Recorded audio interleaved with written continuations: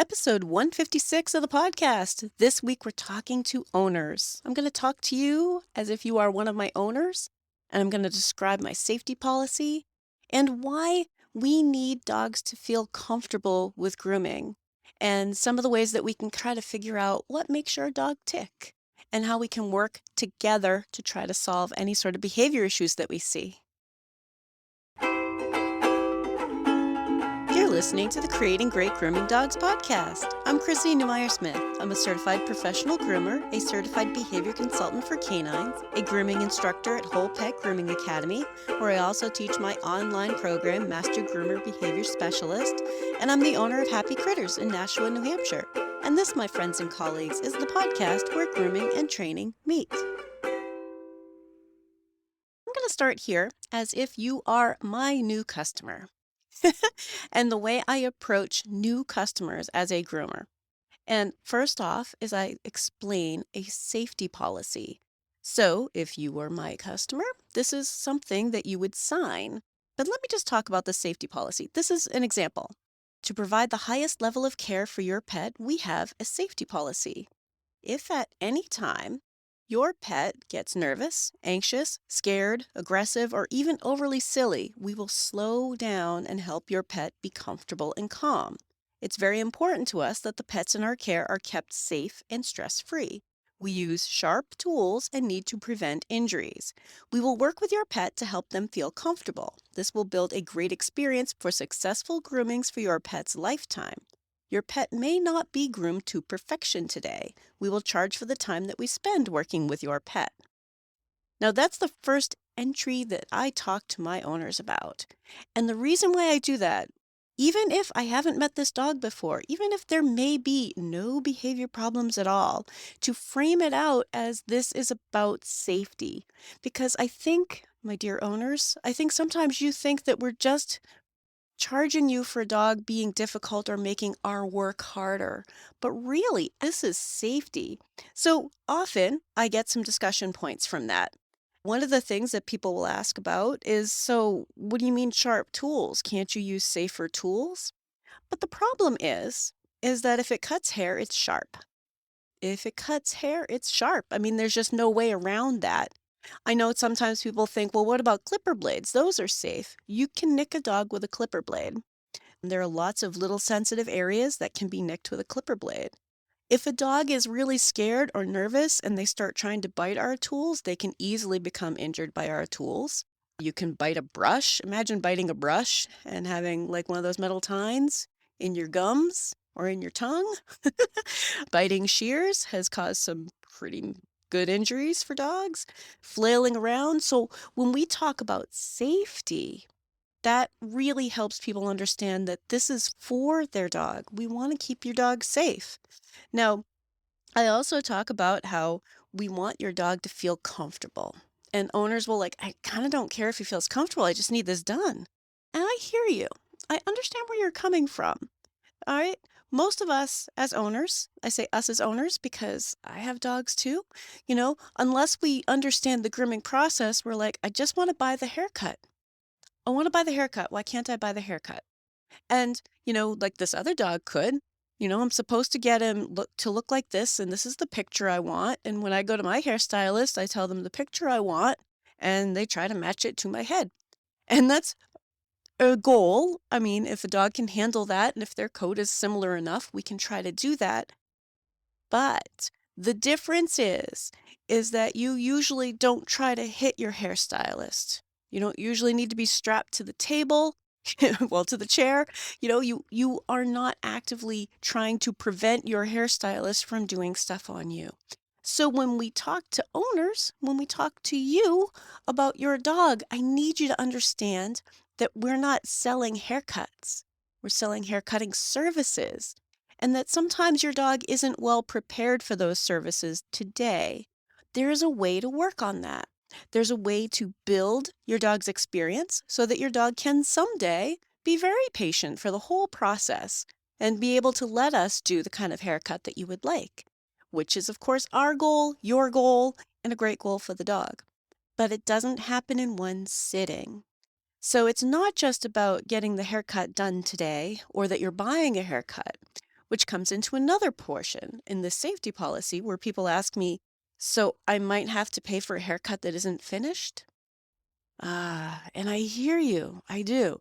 Now, I want you to think about if your haircut isn't finished because your dog can't handle that yet, your expert still gets paid. Like, it's not like we just are spending the same amount of time and just give up. We change our tactics to try to help this dog have a better experience. So, what I want you to think of instead is that we're investing time and energy into helping your dog be good for haircutting services for their lifetime. Now, when I say their lifetime, I'm usually thinking about 15 years. Right now, it is March of 2022. 15 years is 2037, right? This is a long time. You do not want to have this behavior problem for 15 years. So think back for a moment. I think that sometimes we don't know that we can teach dogs to be better for grooming. Or here's another thing that I hear sometimes. Owners are like, well, of course he doesn't like it. But that's not really true. So I have videos that I tend to show people of what a normal nail trim looks like. As one of my examples, if you go in for a walk-in nail trim, they're expecting like one person and takes about 2 minutes. That's what they're expecting, not two people, not a lot of equipment, not something that takes two people 20 minutes. You would understand as I word it that way, that of course the price reflects that. More effort, more price. So think about teaching a dog to be good for it can totally change your haircuts for the whole life of that dog. So when I talk to owners, I really want them to understand that this isn't being critical of their dog's behavior. This isn't a refusal to do services. This is getting you on the fast track to having a dog who can handle it. Having a dog who's going to trust that this is safe and feel like this isn't scary and be able to let us do the kind of things that we need to do. Because dog grooming is more than a haircut. It's about skincare. It's about healthcare. We're part of that healthcare team, even though we are not veterinary staff. Your groomer is often the person who's going to notice changes in your dog or notice some skin stuff early on. Sometimes we notice a limp. Sometimes we notice ear problems or a dog that's sensitive about a certain area. So we're part of that team. We want to help you with your dog. We want to help you with your dog. So when I frame it out as safety, now I got people thinking like, oh, well, yeah, I mean, I don't want him to get hurt during grooming. I didn't know that was something that could happen, because I think also there's another myth in here that I want to address. I hear it a lot, like, well, can't you just put a muzzle on him? Here's the problem. A muzzle will prevent your dog from being able to bite us, but that doesn't mean that this dog is now comfortable with grooming or that this dog can be groomed safely because there are lots of ways to get hurt. Thrashing and flailing around and flipping around like a trout on a line. These are the kind of things dogs do when they're scared. And this is not the way to prepare them for future groomings. It's not the way to get the job done. Right? It's a way for a dog to get hurt. They can injure their neck. They can injure their legs. They can kick a tool. They can impale themselves on a tool. Impale themselves. Yeah, scissors are sharp. Don't kick those. All right. So when I word it that way, I think we all kind of go, well, that seems kind of obvious. And I wasn't thinking about that. Like, how would I get that done on a dog who is really struggling to stay still, who is fighting me the whole time? A muzzle can prevent a dog from biting the groomer, but that is not the only way that dogs get hurt and people get hurt. And when we have a behavior problem, that's when dogs get hurt, people get hurt, equipment gets broken. Owners get really upset because if we don't have this discussion with you as an owner in the beginning, before your dog gets into the grooming setting, you're not prepared for the fact that we need to help keep your dog safe. So it would seem really irresponsible if your dog got hurt, even though your dog was doing all sorts of crazy stuff to get hurt. And I know, as an owner, you're thinking, well, not my dog. But a dog that is scared can be very unpredictable, or actually very predictable, because they can turn into dogs that are trying to just flail and get away, or dogs that are trying to fight to get you to go away. So in some ways, it's very predictable. But that's when behaviors become extreme in a way that you have not experienced at home. In the next part, I'm going to talk to you a little bit about some of the questions that I ask owners to help them kind of understand what their dog's behavior might be so that we can all be on the same page. If you're enjoying this podcast, please remember to subscribe so that you don't miss any episodes and tell all of your friends. I've already explained my safety policy to you. We've talked a little bit about safety, and now you're thinking, well, I don't know how my dog would be. Here are my questions for you as an owner. Now, question number 1, there are 4 of them. Question number 1, what does your dog do if he doesn't like something? You're probably trying to think of something your dog doesn't like. What does he do? We need to know what you would see your dog doing. And the reason why I word it that way, it's not just, I don't want to know just what he likes and doesn't like. I want to know what he does if he doesn't like something. Does he try to run away? Does he try to cower on the floor? Does he shake? Does he tremble? Does he try to bite you? Does he bark? Does he run around the house like crazy? Does he attack the vacuum cleaner? What does your dog do? Because that's very telling for us in the grooming setting. Now, the second question, what does your dog do if he doesn't like something you are doing on his body to him? Now, a lot of owners might say, I can't think of an example. And perhaps you have a dog who is just totally fine with you doing anything to them as their owner. Perhaps that's the case. That's fine. That's good information for us to know. But we're going to ask you more questions if that's the case. If you say, he seems pretty comfortable with everything, I'm going to run through a quick little checklist. Like, okay, so if you need to take something out of his mouth, you're not sure what he just picked up off the road. He's like, yeah, okay. He'll let you open his mouth and take something out. When he comes in out of the rain and he's muddy and you need to wipe his feet, he's totally calm with that. He does all right. What kind of situations can we think of? If you had to give ear medication, has he been good for something like that?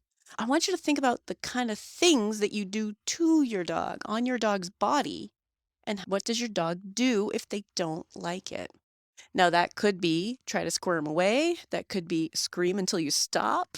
That could be barking and growling and not letting you near them. But think about, what does your dog do? Now, question number 3. After that, what does your dog do if you don't stop?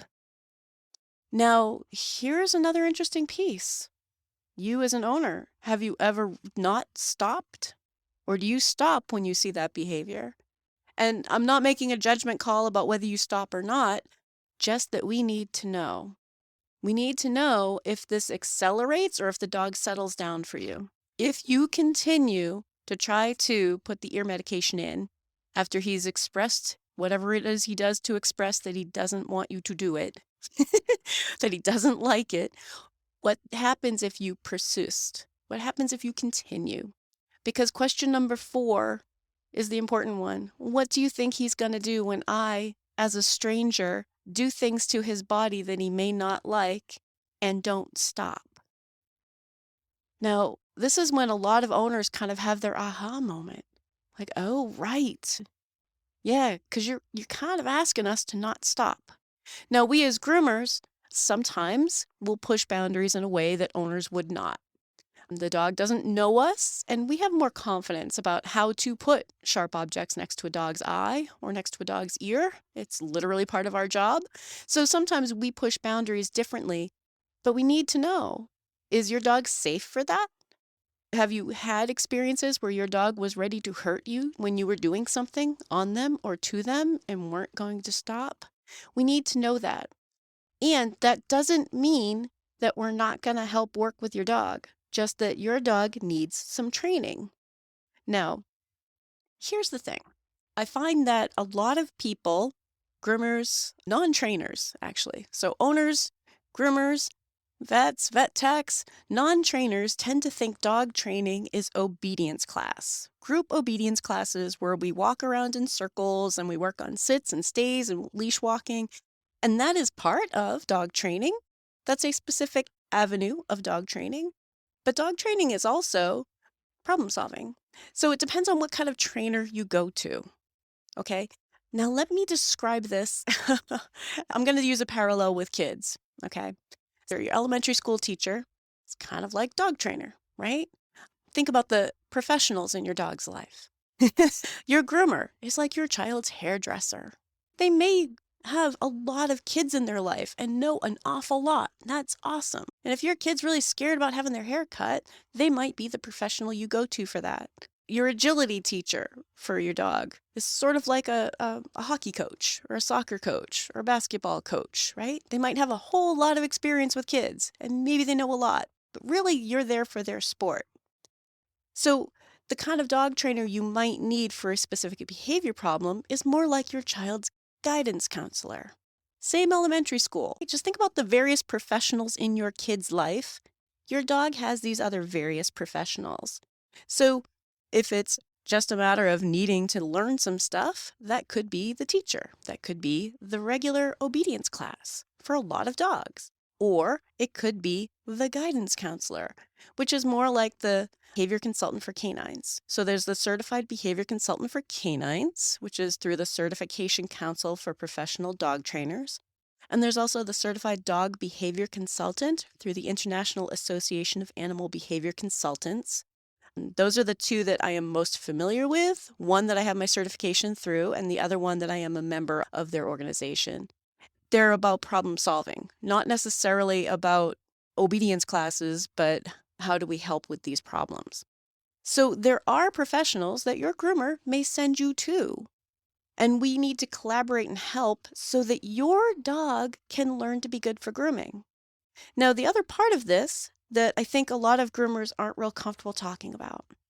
So, my dear owners, things that groomers aren't real comfortable talking about. We can get hurt. And at the end of the day, I think most groomers at some point have been hurt or will be hurt and really wonder if they're going to be able to work again. We can have a career ending injury from your dog during a grooming. There are all sorts of crazy cases. I myself had a dog knock my back out and I stopped doing large dogs for a long time. That's a big part of my livelihood. Big part, or was at the time. So I need you to think about we as groomers can get hurt too.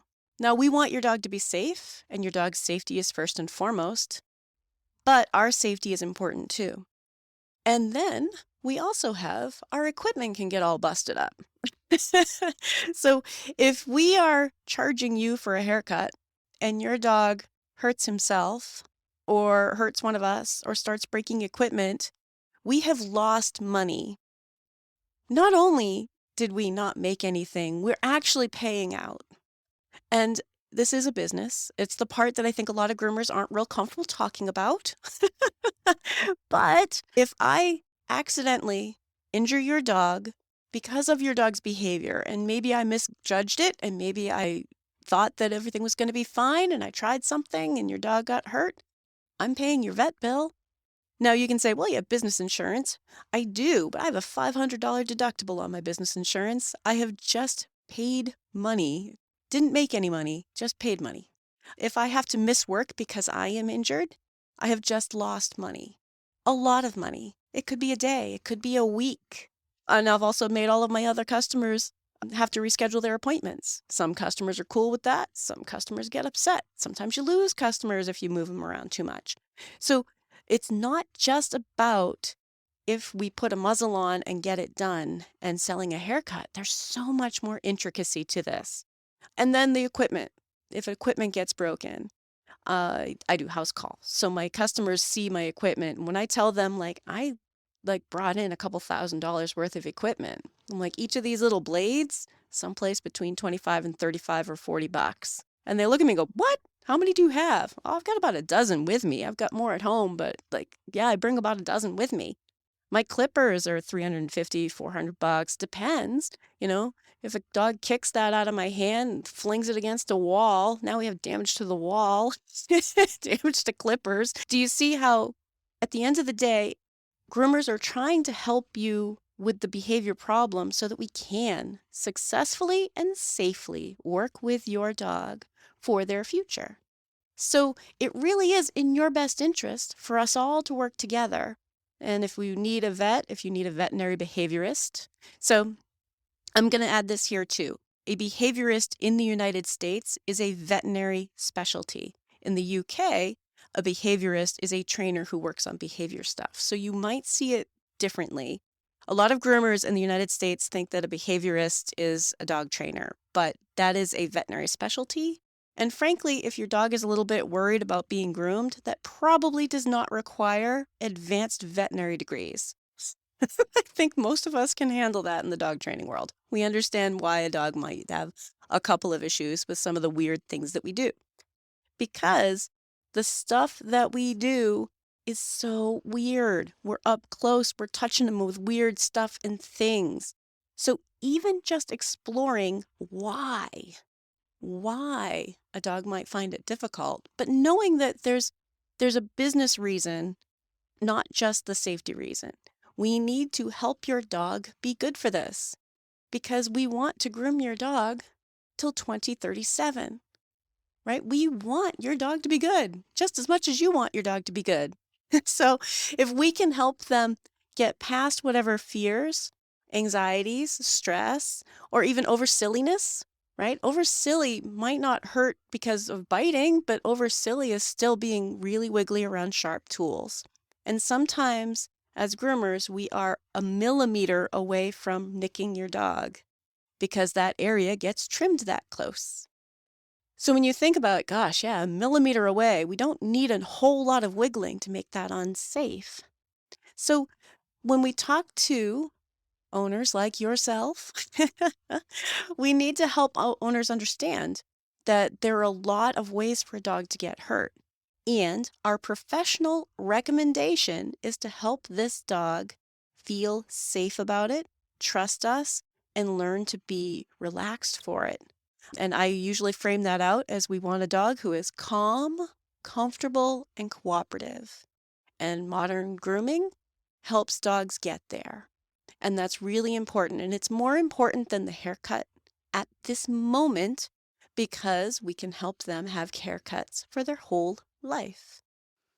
If you'd like more information, you can find me at Chrissy@happycritters.net, happycrittersdogtraining.com, or you can join the Facebook group, Creating Great Grooming Dogs podcast, or the Facebook page, Creating Great Grooming Dogs. I really look forward to hearing from you.